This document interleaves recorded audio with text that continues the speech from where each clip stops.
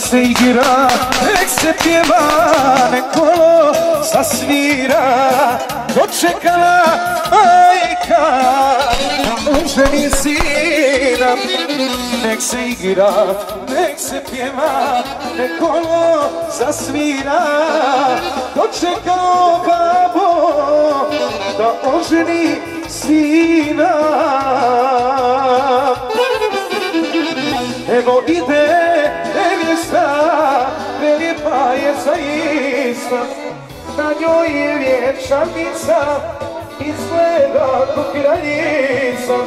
Evo ide nevjesta, prelijepa je zaista. Na njoj je vječanica, izgleda ko kraljica.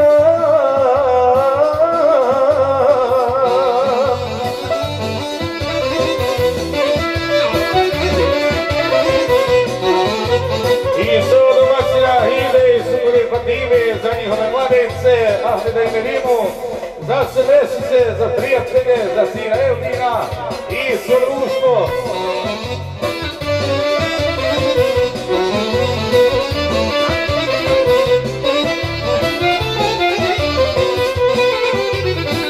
Hajde dobri domaćine, natoči nam vina, nazdravi sa familijom i sa mladencima. Hajde kume, stari svate, okiti svirače, nek se vino toči, ali još se da moći. Evo ide nevjesta, prelijepa je zaista. Na njoj je vječanica, izgleda ko kraljica.